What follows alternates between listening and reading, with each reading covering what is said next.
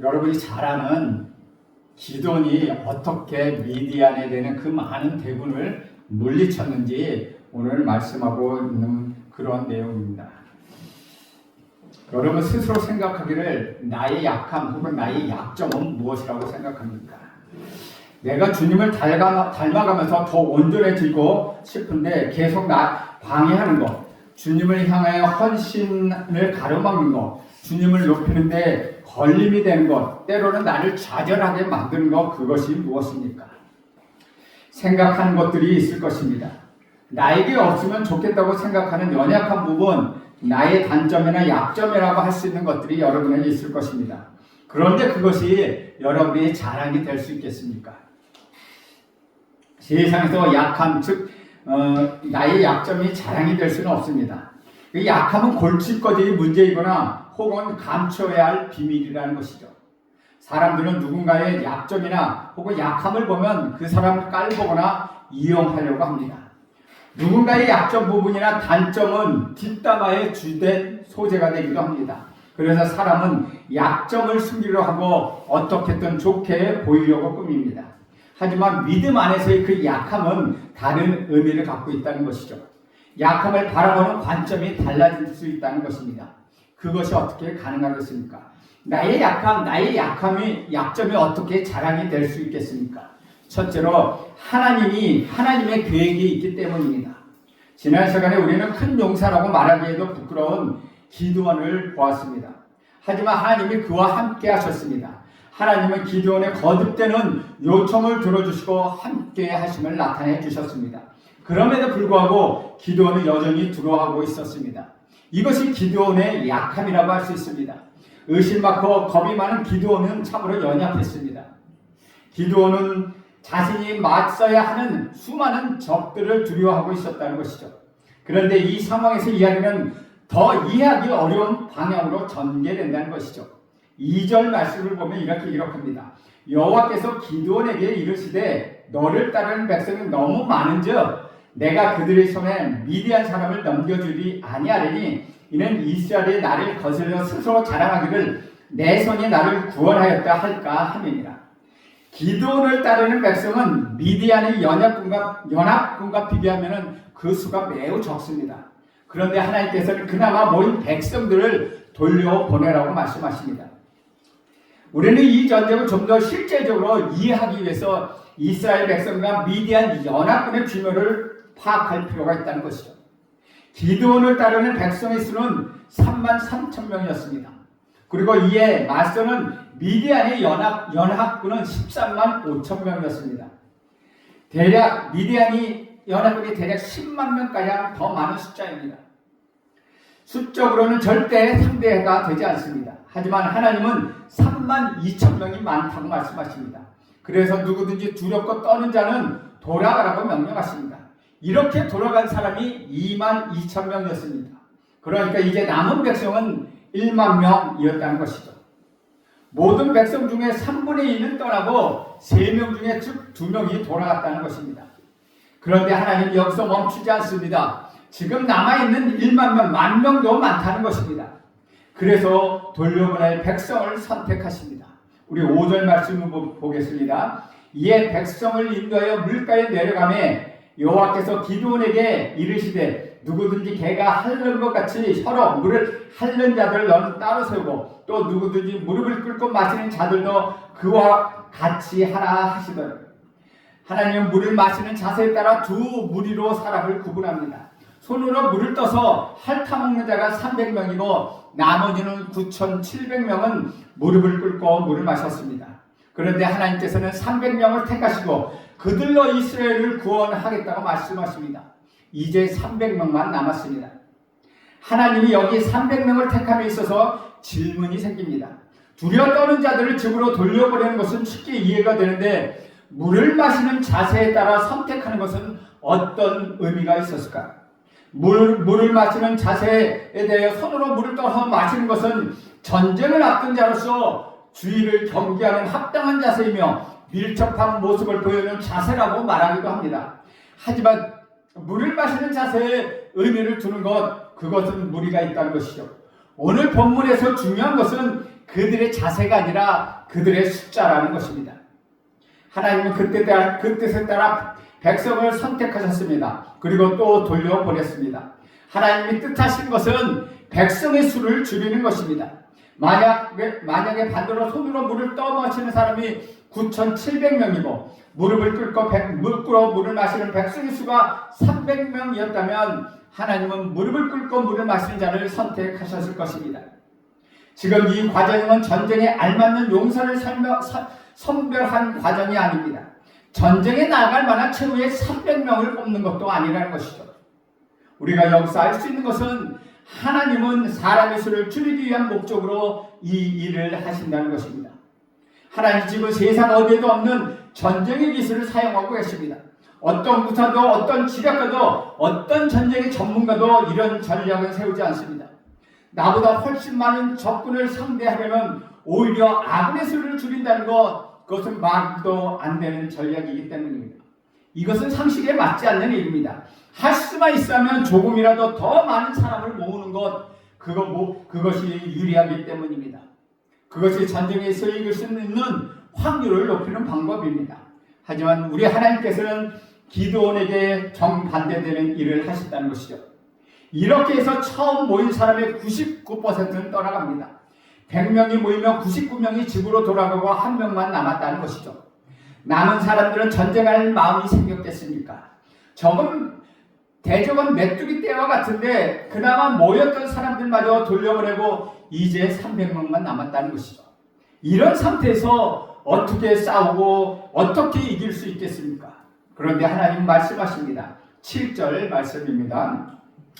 여호와께서 기드온에게 이르시되 내가 이 물을 핥아먹는 300명으로 너희를 구원하며 미디안을 네 손에 넘겨주니 남은 백성은 각각 자기 처소로 돌아갈 것이라 하시니 어떻게 될지 어떻게 가능할지 지금 상황은 우리가 이해할 수가 없다는 것이죠. 현실적으로 납득이 되지 않는다는 것입니다. 하지만 하나님 말씀하십니다. 내가 여기 있는 300명으로 너희를 구원하겠다. 이스라엘의 백성의 수와 미디안 연합군의 수를 비교하면 지금의 대결은 1대 450이라는 것이죠. 이스라엘 백성 한 명이 미디안 연합군 450명을 상대해야 한다는 것입니다. 상식적으로 이길 수 없는 싸움입니다. 하지만 분명한 것은 이 모든 것을 하나님이 계획하고 계산하셨다는 것입니다. 이 모든 것이 하나님의 계획 안에 있다는 것입니다. 하나님은 이렇게 상식이 통하지 않는 전쟁을 계획하시고 상식을 뛰어넘는 하나님의 어떠하심, 하나님의 일하심을 나타내신다는 것이죠. 전쟁에서의 승리는 사람이 아니라 전적으로 하나님이 하신 일임을 분명히 하셨다는 것입니다. 사랑하는 여러분, 우리의 약점 또 우리의 약함 또한 그러하다는 것이죠. 처음부터 하나님의 계획 안에 있었습니다. 나의 약점 때문에 하나님의 계획이 차질이 생긴 것은 아닙니다. 이거 예상하지 못하는 일인데 이 일을 어떻게 처리하면 좋을까? 우리는 이렇게 말할 수 있지만 하나님은 아니라는 것이죠. 우리 삶의 시작부터 끝까지 하나님의 전능하신 손 그 아래에 있다는 것이죠. 하나님이 여러분 각자에게 완벽함이 아니라 약함을 허락하셨고 그 약함을 통하여 하나님의 뜻이 이루어지는 것을 하나님 계획하여 나가신다는 것입니다. 그것을 또 여러분의 약함을 통하여 하나님의 뜻하시는 것을 이루어 가신다는 것이죠. 나의 약함이나 나의 약점이 하나님의 선하신 계획 안에 있을 때 우리의 약점이나 우리의 약함은 자랑할 수 있게 된다는 것입니다. 여러분의 약함이 하나님의 계획 안에 있다는 것에 여러분 감사하십시오. 하지만 왠지 이것만으로 우리의 약함을 자랑할 수 있을 것 같지는 않습니다. 그래서 우리는 두 번째 이유를 생각해 봅니다. 나의 약함이 어떻게 나의 자랑이 될 수 있겠습니까? 둘째로 하나님의 격려가 있기 때문입니다. 기드온은 전쟁을 위해 여기저기 사신을 보내서 사람들을 모았습니다. 그런데 하나님은 그에게 모은 사람들을 다 돌려보내라고 말씀하십니다. 이제 기드온 곁엔 300명만 남았습니다. 기드온의 마음이 어땠겠습니까? 하나님은 기드온의 마음을 아셨습니다. 그래서 그 밤에 기드온에게 말씀하십니다. 9절에서 11절 말씀입니다. 그 밤에 여호와께서 기드온에게 이르시되 일어나 진영으로 내려가라. 내가 그들을 내 손에 넘겨 주었느니라. 만일 네가 내려가기를 두려워하고도 내 부하 보라와 함께 그 진영으로 내려가서 그들이 하는 말을 들으라. 그 위에 내 손이 강하여져서 그 진영으로 내려가리라 하시니 기드온이 이에 그의 부하 보라와 함께 군대가 있는 진영 근처로 내려간즉 이라고 말씀하십니다. 하나님 또 기드온에게 승리를 약속하셨습니다. 그리고 하나님 미디안 진영에 내려가서 그들이 하는 말을 들으라고 말씀하십니다. 이번에는 기드온이 먼저 요청한 것도 아닙니다. 하나님이 기드온을 하시고 그의 두려움을 이길 수 있도록 특별한 은혜를 기드온에게 허락하십니다. 하나님 누구보다 기드온을 잘 아셨기 때문에 그를 격려하시고 그를 이끌어가고 계시다는 것이죠. 두려웠던 기드온은 자기 부하와 함께 적의 진영으로 내려갑니다. 그리고 메뚜기 떼와 같은 수많은 적들과 해변의 모래알과 같은 그들의 낙타떼를 봅니다. 이렇게 많은 적들과 싸워서 이기는 것이 가능하겠습니까? 그때 기드온은 어떤 사람이 그의 친구의 꿈을 말하는 것을 듣게 됩니다. 보리떡 한 덩어리가 미디안의 한 장막을 무너뜨리는 꿈이었습니다. 그 꿈에 대하여 친구가 해몽합니다. 14절을 보겠습니다. 14절에 보면 그의 친구가 대답하여 이르되 이는 다른 것이 아니라 이스라엘 사람 요아스의 아들 기드온의 칼이라. 하나님이 기드온과 미디안과 그의 모든 진영을 그의 손에 넘겨주셨느니라 하더라. 이 말을 들은 기드온은 두려움을 이겨냈습니다. 하나님께 경배하고 이스라엘 진영으로 들어와서 이제 싸우자고 말을 합니다. 300명에게 하나님이 승리를 주셨다고 그는 외치고 있다는 것이죠. 15절 말씀을 봅니다. 기드온이 그 꿈에 해몽하는 말을 듣고 경배하며 이스라엘 진영으로 돌아와 이르되 일어나라, 여호와께서 미디안과 그의 모든 진영을 너희 손에 넘겨주셨느니라. 하나님의 말씀을 듣고 두려웠던 기드온이 적들이 하는 말을 듣고 나서는 그 두려움을 극복합니다. 기드온의 약점을 잘 보여주는 장면입니다. 하나님의 하신 말씀보다 사람의 말에 더 크게 다가왔다는 것이죠. 하나님은 이 모든 것을 하시고 기드온을 이끌어 다시 한번 용기를 얻도록 하셨다는 것입니다. 다시 확인시켜 주셨습니다. 그가 확신할 수 있도록 또 한 번의 기회를 그에게 허락하셨다는 것이죠. 기드온의 약점을 아시고 그에게 맞춤으로 도와주셨다는 것이죠. 윽박지르거나 억지로 끌고 가서 붙들어 매지 않고 강제적으로 하지 않으셨다는 것입니다. 주 안에서 사랑하는 여러분, 우리는 하나님 우리의 여러분의 약점을 아시고 여러분을 불쌍히 여기시고 격려합니다. 반면에 여러분 내게 약점이 있음에도 불구하고 다른 사람들의 약점을 보면 이해하지 못하고 비난할 때도 있다는 것이죠. 왜 저것밖에 못해? 왜 그런 식으로 말하는 거야? 라고 화를 내기도 한다는 것입니다. 좀 똑똑히 해봐. 다른 사람한테 피해도 주지 말고 라고 버럭 화를 내기도 하죠. 하나님이 그러시다면 어떻게 하겠습니까? 이미 우리는 오래전에 여기서 사라져 버렸을 것입니다. 하나님 우리의 약점을 이해하고 계십니다. 내가 약하기 때문에 하나님이 의지하도록 인자한 손길로 저와 여러분을 붙들고 계시다는 것이죠. 마치 어린 자녀가 달리기를 하는 것을 보는 부모와 같다는 것입니다. 부모는 아이가 달리기를 잘하든 못하든 등수와 관계없이 아이를 응원합니다. 주어진 경기에서 넘어지지 않고 끝까지 달리기를 바랄 뿐이라는 것이죠. 우리 주님도 그렇게 우리들을 바라보고 계시다는 것입니다. 사랑하는 여러분, 여러분에게 약함이 있습니까? 계속해서 잘 안되는 연약함이 여러분에게 있습니까? 그 약함을 우리 하나님은 알고 계시다는 것이죠. 하나님은 그 약함을 위로하고 격려하고 계십니다. 하나님을 의지하도록 하시죠. 여러분은 약하지만 하나님은 강하십니다. 하나님은 여러분의 약점을 하나님의 강함으로 채워주신다는 것입니다. 여러분이 다 이해하지 못하고 또 어려움으로 힘들어하고 두려움에 떨고 있을 때 하나님은 찾아오셔서 여러분을 격려하십니다. 여러분의 약함이 있는 곳에 하나님의 격려가 함께 있습니다. 그렇기 때문에 여러분의 약함, 여러분의 약점이 자랑이 될 수 있다는 것입니다. 그러면은 하나님의 계획과 하나님의 격려가 있다면 나의 약함, 나의 약점이 자랑할 수 있겠습니까? 가장 중요한 마지막 이유가 남아있다는 것입니다. 세 번째로 하나님의 능력이 있기 때문입니다. 드디어 기드온은 출전입니다. 기드온은 300명을 이끌고 미디안 진영으로 내려갑니다. 여기서 기드온은 군사적인 재능을 나타냅니다. 그런데 기드온은 300명의 손에 나팔과 빈 항아리를 들게 합니다. 그리고 빈 항아리 안에 횃불을 넣어서 감추게 합니다. 그리고 700명씩 100명씩 세 무리로 나누어 미디안 진영을 둘러싸게 합니다. 때마침 미디안의 파수꾼들이 보초 초병들이 교대하는 시간이었습니다. 공격하기에 가장 적당한 때라고 할 수 있습니다. 300명이 일제히 나팔을 불고 항아리를 부수며 횃불을 들었습니다. 그리고 외칩니다. 여호와와 기드온의 칼이다. 300명이 한 것은 이것이 전부였다는 것이죠. 그들은 단지 횃불을 들고 나팔을 불며 소리를 칠 뿐이었습니다. 그런데 수많은 미디안 군사들이 난리를 쳤습니다. 그 심한 혼란과 공포에 빠졌습니다. 그 모습을 세 단어로 표현하고 있습니다. 21절 하반절에 보면 그 온 진영의 군사들이 뛰고 부르짖으며 도망하였는데 라고 표현하고 있다는 것이요. 더 생생하게 표현하면 이렇습니다. 군사들이 갈팡질팡 날뛰며 아우성치고 부르짖으며 허겁지겁 도망쳤다는 것이죠. 그 지역은 아수라장이 되었다는 것입니다. 그런데 여기서 의문점이 하나 생깁니다. 300명이 횃불을 들고 소리를 지른다고 해서 이렇게 정신없이 두려워하며 혼란에 빠질 수 있다는 것입니까? 이것이 가능한 일입니까? 13만 명이 넘는 군대는 고작 300명이 둘러서 손을 치고 있습니다. 미디안 사람들은 이게 무슨 소리야? 일어나서 나가서 싸우면 되지 않겠습니까? 비율적으로 계산해도 400대 1, 400명이 모인 곳에 한 명이 크게 소리친다고 했을 때 그렇게 큰 일이 생겨나겠습니까? 사실 미디안이 이렇게 된 원인은 300명에게 있는 것이 아닙니다. 미디안의 군대가 혼란에 빠진 이유는 따로 있다는 것이죠. 22절에 보면 이렇게 기록합니다.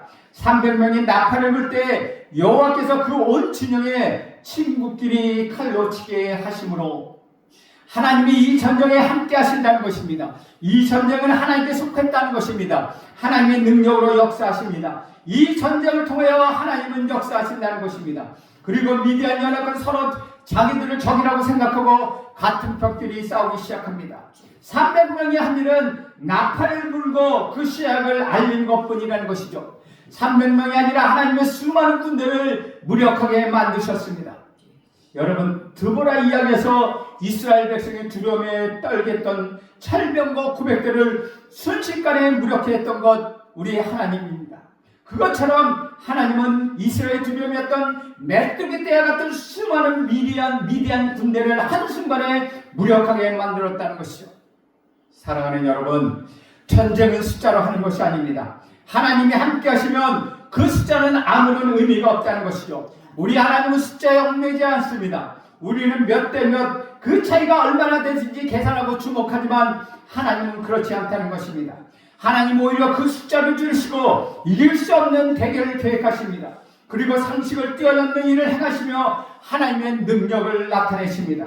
이스라엘 승리와 오직 하나님의 능력이 있음을 우리 하나님께서는 분명히 알려주신다는 것입니다.